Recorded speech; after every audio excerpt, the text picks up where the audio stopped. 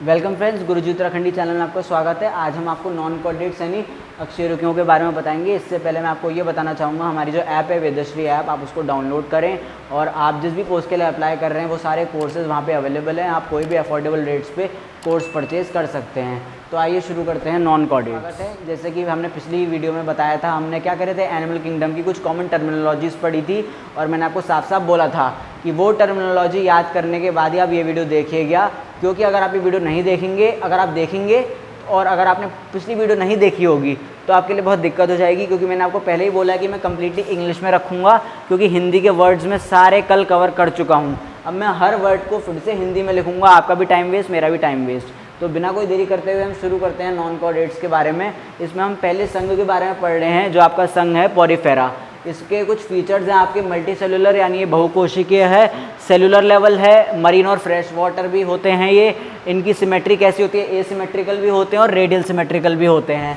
Solitary और colonial भी होते हैं, कभी कभी अकेले रहना भी पसंद करते हैं तो कभी कभी कॉलोनीज में भी रहते हैं। डिप्लोब्लास्टिक होते हैं यानी इसमें से 2 लेयर का ये बने होते हैं। उसके बाद जो इनकी बॉडी सरफेस होती है उसमें क्या होता है, ऑस्टिया प्रेजेंट होता है। डाइजेशन इनमें इंट्रासेल्युलर टाइप की होती है। और जो इसमें कॉलर सेल्स होते हैं, कॉलर सेल्स को हम क्या बोलते हैं, कोनासाइट्स भी बोलते हैं। इनमें नर्व सेल्स नहीं होते हैं और सेंसरी सेल्स भी नहीं होते हैं। इनमें जो कैविटी होती है उस कैविटी को हम बोलते हैं स्पॉन्जिसील बोलते हैं, ठीक है।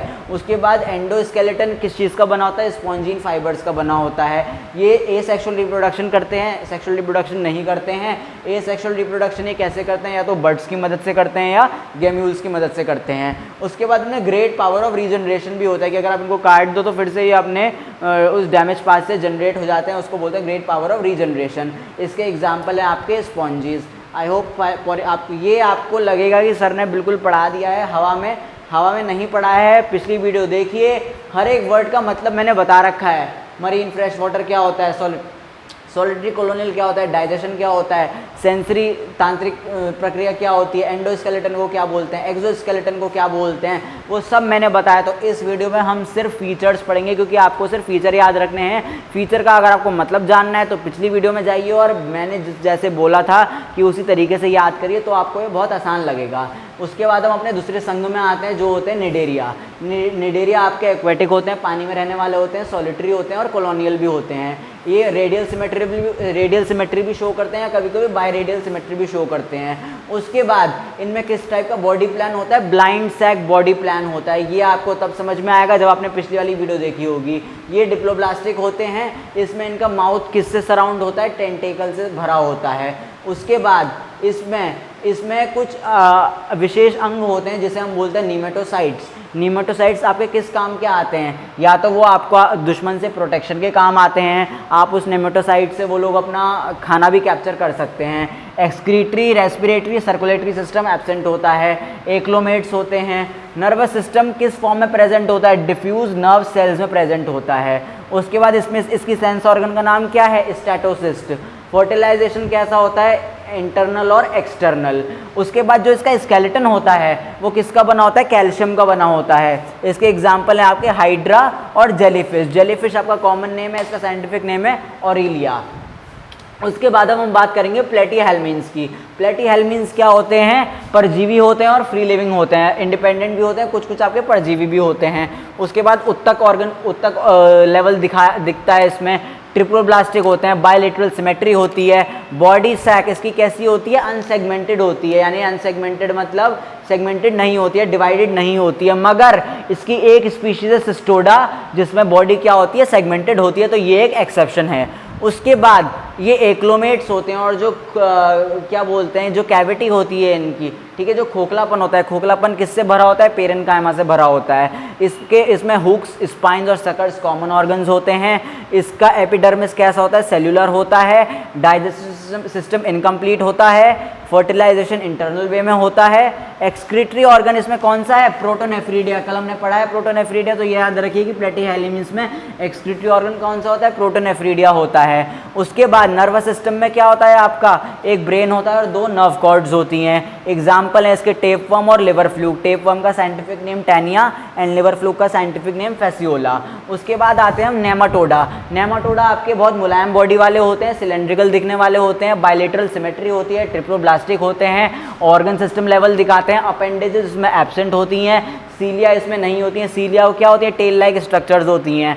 फर्टिलाइजेशन इंटरनल होता है, इसमें जो बॉडी कैविटी होती है वो क्या होती है, सीडोकोल होती है, यानी फॉल्स होती है, मतलब होती भी है नहीं भी होती है। उसके बाद डाइजेस्टिव कैनाल इसका पूरा कंप्लीट होता है, पूर्ण होता है। उसके बाद सर्कुलेटरी और रेस्पिरेटरी सिस्टम एब्सेंट होते हैं।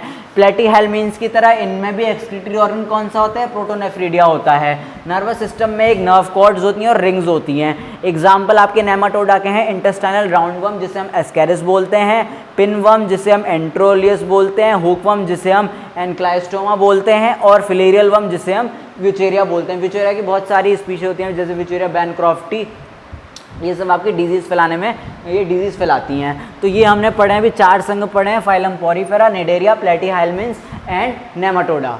तो अब हम कर रहे हैं अपना अगला फाइलम एनील्स। ठीक है, एनील्स क्या होते हैं, आपके एक्वेटिक भी होते हैं, पानी में रहने वाले भी होते हैं, टेरेस्ट्रियल ज़मीन में रहने वाले भी होते हैं, और पैरासिटिक भी होते हैं, परजीवी भी होते हैं। इनकी बॉडी इलोंगेटेड होती है, सिमेट्री इनकी बायलेटरल होती है, ट्रिप्लोब्लास्टिक होते हैं और हर्माफ्रोडाइट होते हैं, सीलोमेट होते हैं। इनमें मेटामेरिज्म होता है, यानी सेगमेंट्स डिवाइड होते हैं।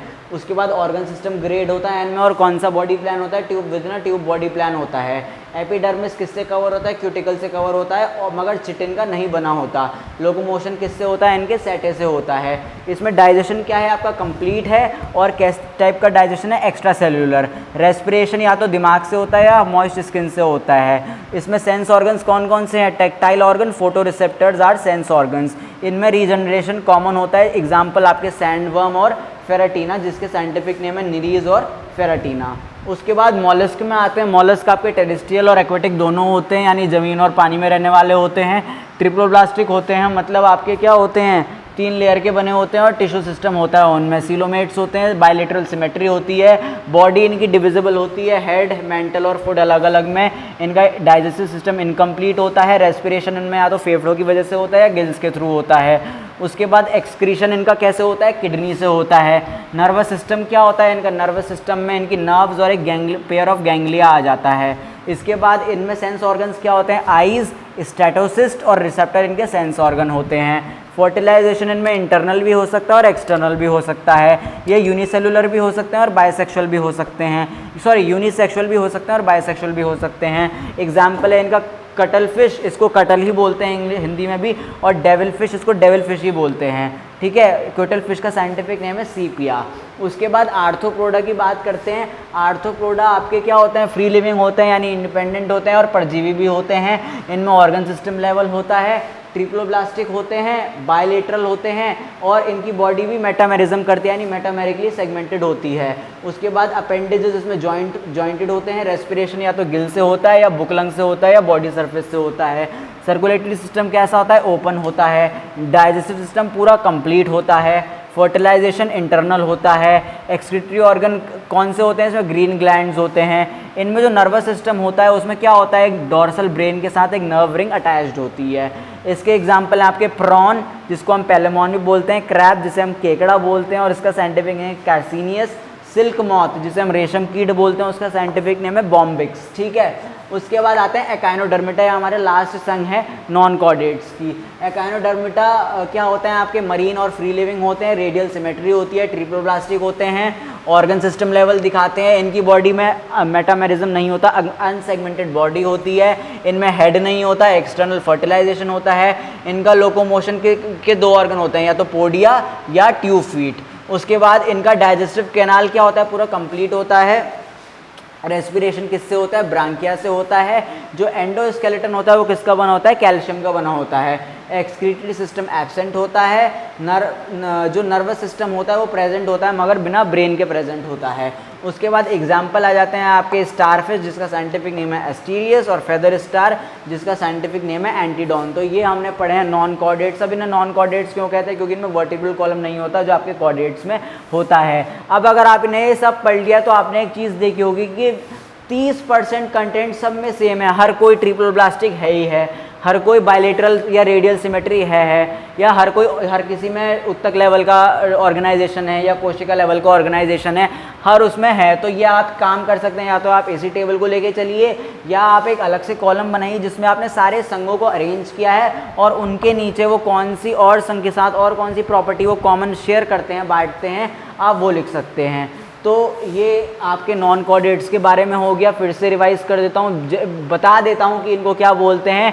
एक्वेटिक यानी पानी में रहने वाले, टेरेस्ट्रियल ज़मीन में रहने वाले, ट्रिपल ब्लास्टिक 3 लेयर के होते हैं, सिलोमेट्स इनमें कैविटी होती है ना।